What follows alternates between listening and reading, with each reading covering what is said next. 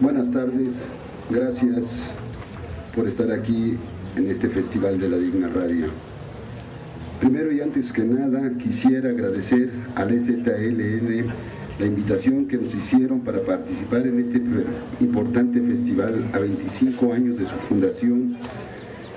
y a 15 años de su aparición pública, ya que desde entonces, y entre otras tantas acciones que ha llevado a cabo para su fortalecimiento y transformación,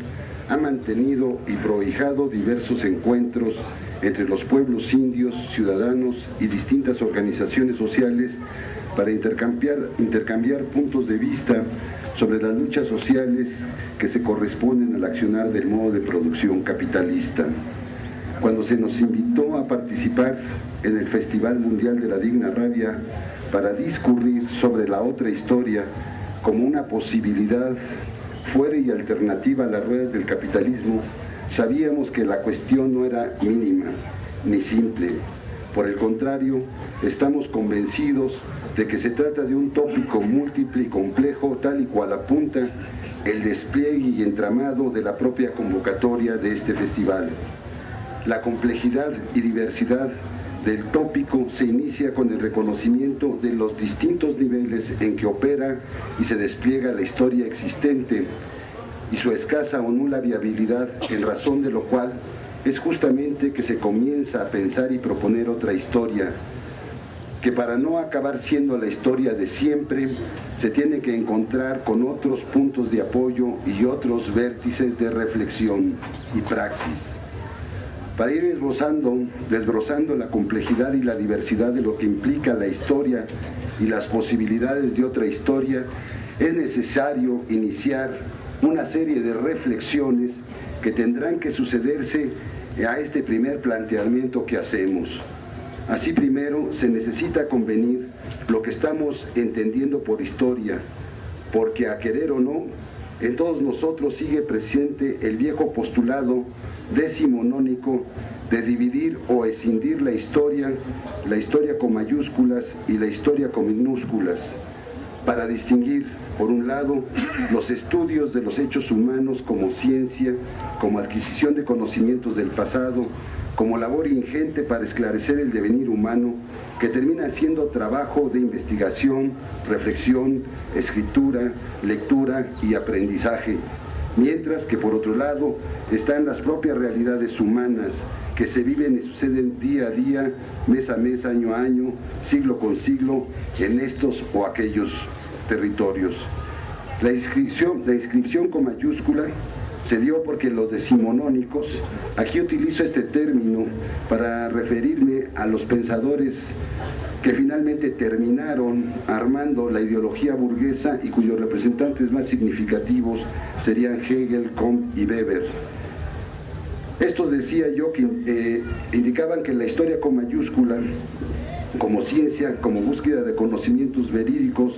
de aportación de verdades descubiertas y exhibidas y por tanto inamovibles, inalienables, permitían justamente aquella distinción por la preeminencia de la ciencia sobre las realidades. Mientras que la historia con minúscula se dio por mencionar las realidades que se desprenden del accionar humano en su relación con la naturaleza y con el resto de la humanidad, de donde le viene su movimiento, su fugacidad, su incertidumbre, su variabilidad y por tanto su inscripción con minúscula y por tanto su tratamiento por otras ciencias. Quizá a muchos les parezca ocioso traer a cuenta esta división establecida por los decimonónicos, tanto porque data del propio siglo XIX, porque se puede suponer que con tanta antigüedad ya no es vigente en nuestros días. Pero a pesar de esa apreciación, debo aclarar que esa anciana división goza de cabal salud y acción ideológica entre nosotros, porque hasta donde sabemos, y no se vaya a creer que es mucho, se ha soslayado o se ha desviado la discusión de este punto en particular por parte del marxismo, el historicismo, el estructuralismo y otros sismos historiológicos. Y en el mejor de los casos se ha preferido ahondar en los llamados estudios de los hechos históricos, de los modos de producción o aún de los denominados movimientos de larga duración o de estudio de las mentalidades o en los últimos años de la cultura. Con esa forma de tratar la historia, el pasado, escindido del presente, se ha contribuido a ampliar las visiones del accionar de la humanidad en el tiempo y en el espacio, pero también se ha dejado vigente la aceptación de ese divorcio entre ciencia del pasado y realidades presentes,